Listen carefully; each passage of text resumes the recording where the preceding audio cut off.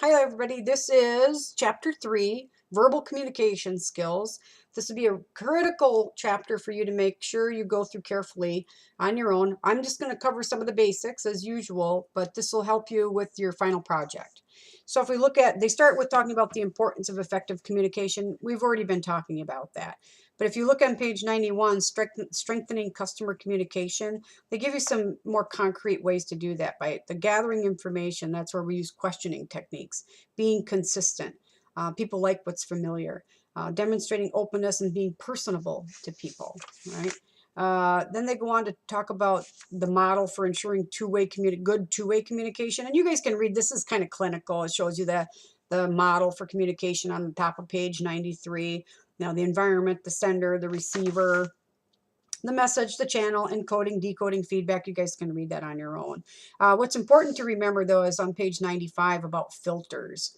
These are, they describe it here as filters are factors that distort or affect the messages you're receiving or the messages you're sending, right? This works both ways, but if you look at that list, attitude, interests, biases, expectations, personal experiences, education, beliefs, values, your background, your culture, we could go on, gender. I mean, all of these things affect how we both receive and send messages. So for example, if you have a bad attitude that day because you've just really had a bad day, you had a flat tire, spilled your coffee in your lap, and now you walk in here because, you know, your phone's not working, right? Or something's not working, and you already kind of come in with an attitude, that's a filter and it's a problem. Hopefully, you know, you're not the customer service person, or hopefully you can walk in there and get some new pants, right, that are dry, and then put your happy face on and nobody will know that you had a bad day, right?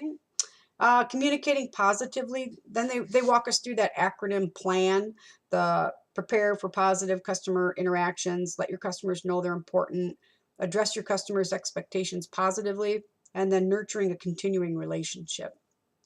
And you guys can read through these as well. The one thing to keep in mind are the on page 80, or excuse me, 97 is the pet peeves, identifying pet peeves. Know what your pet peeves are because that can change your attitude. And they note here said by identifying and acknowledging your potential irritants, you can begin to modify your behavior in order to prevent problems with customers. So if you already know that, I mean, think of it this way: somebody walks in the door and you go, oh God, I can't stand it. I know it's just going to be. Oh. I've heard people say that when seniors walk in, right? Oh God, it's an old person that's going to take forever because they're all, you know, we get generalizations, right? Um, and then they on the bottom of the page, they talk about some typical behaviors that service providers exhibit and that might bother customers. And that includes like disinterested in serving them, excessive wait times, unprofessional service provider appearance in the customer's mind. That's in the customer's mind. That's why you'll have some companies, for example, that don't you like. I've worked with a financial institution where all of their frontline employees who work directly with customers were not allowed to have any piercings, tattoos, or any other sort of I don't know what you call it. You see, they had piercings, tattoos. There was one other thing I don't remember what it was. Anyway, where you altered your body while they were waiting on customers. So, but they ran into a problem with that because they were talking about piercings like on the eyebrow, the nose, and kind of funky things like that, right? Or their tongue. And they said you had to remove it. Somebody complained and said, well, how come the women get to wear earrings? So they said, okay, can't wear earrings either. So they had a cross the board policy if you can't wear piercings of any kind. So to be fair, us ladies had to take earrings off. So you can read through this list. Poor quality assertives, condensation. Oh my God, don't be condescending to people. Pick it up right away. That is not good. Let your customer know they're important. You can read through that. I think that's pretty straightforward conversation. Being positive on page 101, they're talking about your customers' expectations and being positive. Don't be robotic. That's the provider centered. You need to be more personable to people, right? You could smile. It's free. My mom used to say smiles are free, Roxanne. Never believed her, but she's right. Yeah. If you have if English is their second language and you only speak English, you know, I used to always have a notepad when I traveled where people didn't speak English because I don't speak anything well. I speak enough Spanish to make me dangerous. That's about it. So I used to have a little notebook and I had a little translator book, and I would, you know, start working with people, smiling, say, oh, you know, I always knew how to say, you know, lo siento, and I'm sorry, you know, I don't speak Spanish, and you know, can you write it down for me? Write a word down, because then I could look it up. It's hard to figure out the word, maybe how it's spelled, for you to look it up. And oh, people love doing it. I've never had anybody that had any problems with that. And of course, I was the shopper at the time. I was the consumer traveling, so it worked out both well for everybody, right? And when I suggested it, nobody was ever taken back by it. Oh, I love it. I love it. I love it. Page 102. This is when you're talking about using language that people aren't familiar with. So especially maybe in IT or something more technical, or I've seen it happen when I've gone shopping for cars. I think I talked about cars before when they don't want to talk about things they don't think women understand. I'm a gearhead. I'm married to a gearhead. He was a former professional mechanic. We used to have our own business and we ride motorcycles and he customizes cars and all that. So I look at him and say, wow, you don't think I understand a word you're saying, do you? That was the condescending part. But I love this page 102. I'll read it to you. Many interpersonal impartation decompositions can be ascribed to one singular customer service professional fallacy that all customers can discern the significance of the service provider's vernacular. My mom said to me when I came home from college once, I must have been being a smarty pants, and she said to me, Roxanne, don't use your $10 words with me. She made her point, right? Using small talk, I instead of and we messages. They give good examples, bottom of 103. Instead of saying, why do you feel that way? You could say, what makes you feel that way? Now, you may think it's potato, right? But these really make a difference. For example, the one that says, why do you need that feature? Don't say that to people. Somebody at home might be giving after them saying, well, why do you need to spend extra money on that? You don't need that feature. You don't need that new iPhone. Why are you doing that? And then you say it to them. Maybe you should say, how is that feature going to benefit you? Because that's a questioning technique, right? And you guys are going to do a little exercise where you're going to look at image questioning and something else too. And then they go on page 104 to continue on with this idea, examples of alternative questioning strategies. And keep reading these examples because this book is really good about giving us good examples. Not don't you think, it's just what do you think? From not negative, making it positive.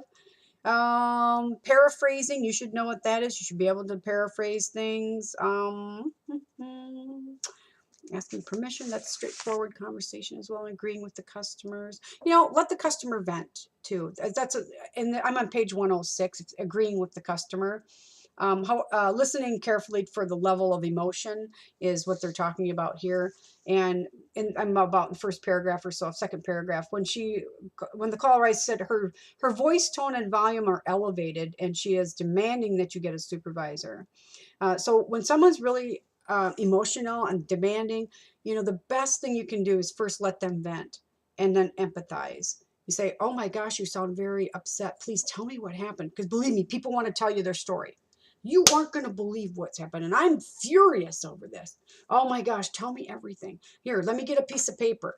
If I do this, I get a piece of paper and a pencil. That means it gives it importance. You're going to write things down. Say, oh my gosh, I want to make sure I get all of this right. Oh my gosh, tell me all of this. Hopefully they have not had to tell 5 other people that before they get to you, because they're going to be really mad by that time. That's not good customer service. They should not have to keep telling their story to somebody. But if you ask them, tell me your story, and they say, I've already done this 5 times, new approach.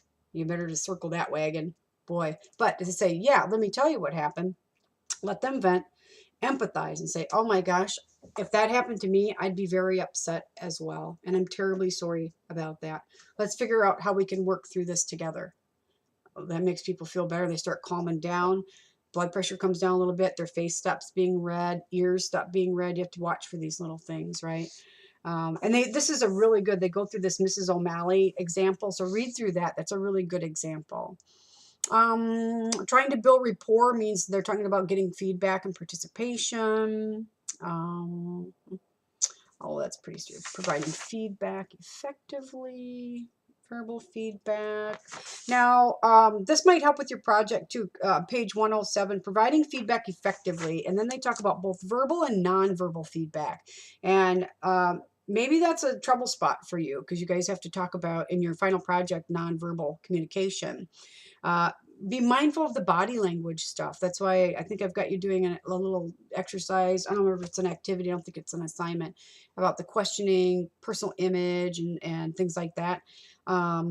using your eye contact effectively, but being mindful of what your body language says. So the person, your trusted person that you're working on your project with or is helping you, ask them about your body language. What does your body language say?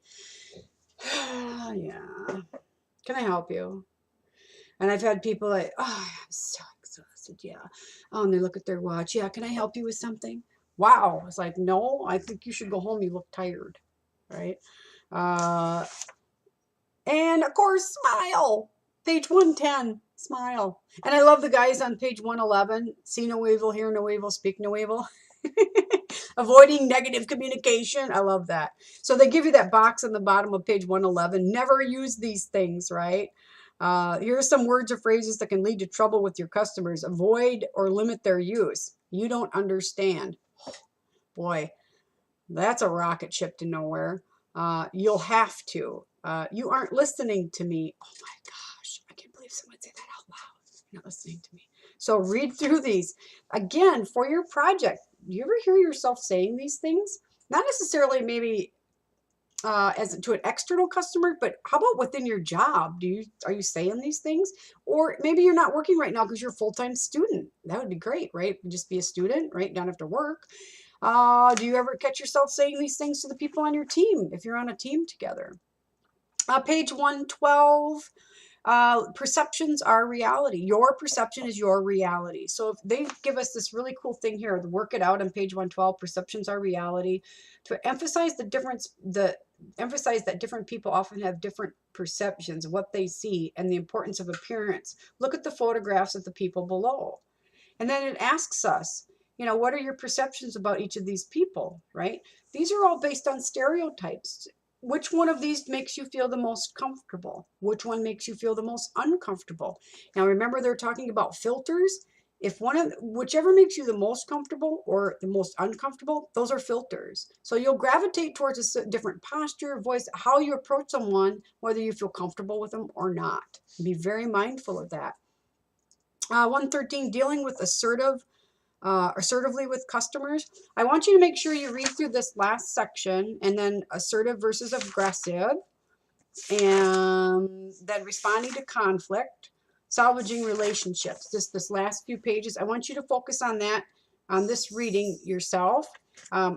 Because I've got some handouts in our learning plan that expand on this. These are the kinds of things that I use as a corporate trainer when I'm working with corporate clients, because this is a huge topic of dealing assertively, not aggressively. People have a very hard time understanding the difference. So I've got some handouts for you in the learning plan. Like, as always, everything I put in that learning plan, you need to read it, watch it, or whatever. And there's also one in there about scripting, so you can learn how to script. There's a process called DESC scripting, so where we describe, explain, let me see, DESC, I'm dyslexic, so sometimes acronyms mess me up. Describe, explain, specify, and consequences, I think.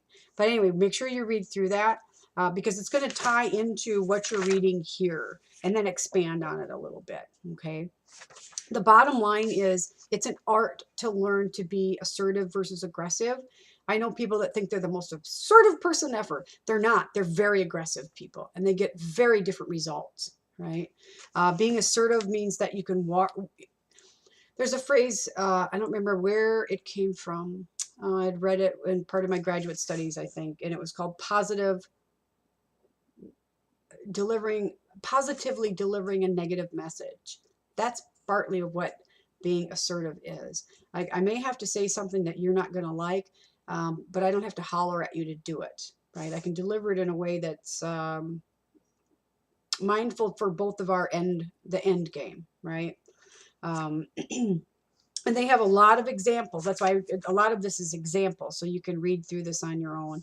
And then the causes of conflict, that's pretty straightforward. So read through this on your own. Read those handouts I give you. And then when you get to page 121, you should have a better mindset then of like, how do we salvage these relationships after this conflict has happened? If you can do things assertively and in a positive way, it's much easier to salvage the relationship later. So they give you, I think, 7 different ways here. And then the last one, though, is monitoring the progress on page 122. That will tell you in the end whether you've succeeded in salvaging the relationship. And often that is in repeat business. If people quit coming to you, you didn't salvage the relationship or the conflict. All right, that takes us through chapter 3, which is going to be core to working on your final project. I think we move on then to chapter 4 for week 5. So we'll see you in our next chapter review. Bye.